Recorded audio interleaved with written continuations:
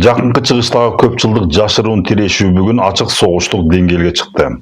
Рейтер жана BBC агенттиктеринин маалыматына караганда, Оман булуңундагы Америка Кошмо Штаттарынын аскердик эсминеси Ирандын 2 мунай танкерин күч менен токтотуп артка кайтарган окуясы бүгүн эл аралык чоң темага айланды. Ассаламу алейкум кадырлуу көрөрмандар, каналыбызга катталып, баяныбызды бөлүшө кетүүнү унутпаңыздар. Бул кадам президент Дональд Трамптын Ирандын мунай экспортун толук токтотууга багытталган экономикалык сокку стратегиясынын алгачкы түз натыйжасы болуп калды. Учурда Вашингтон Ирандын бардык деңиз портторуна толук блокада киргизип, Тегерандын мунай сатуусуна берилген акыркы жеңилдиктерди расмий күчүнөн кетирди. Бул блокададан качуу үчүн Иран өзүнүн көмүскө флотун ишке салууда. Бул флот санкцияларды кыйгап өтүү үчүн колдонулган техникалык жактан эскирген жана расмий каттоосу жок кемелердин жашыруун тобу. Алар радарларын өчүрүп, ачык деңизде жүктөрдүн изин жашырууга аракет кылышат.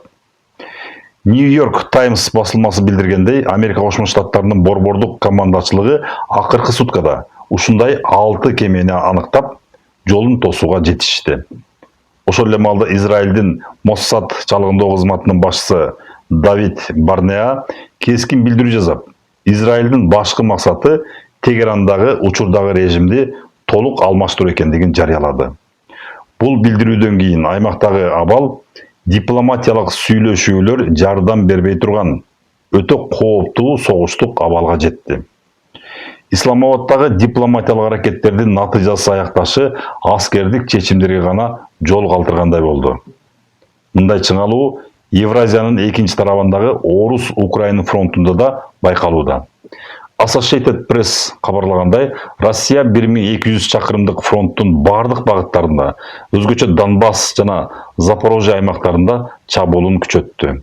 Артиллериялык соккулардын саны рекордтук чекке жетип, Франс пресс агенттиги Россиянын жаңы ракеталык чабуулдары Украинанын энергетикалык тутумун биротоло кыйратууну көздөп жаткандыгын билдирүүдө. Украинанын куралдуу күчтөрү учурда активдүү коргонуу тактикасын карманып, акыркы бир айда 50 чарчы чакырым аймакты кайрадан өз көзөмөлүнө алды. Улуу Британия Украинага 120 миңден ашык дрондон турган ири аскердик жардам пакетин жөнөттү. Вашингтон Пост басылмасынын маалыматы боюнча, Украина бул дрондор менен Россиянын тереңиндеги мунай иштетүүчү заводдорду жана логистикалык борборлорду бутага алууда. Бул кадамдар каршы тараптын аскердик камсыздоо мүмкүнчүлүктөрүн алсыратууну көздөйт.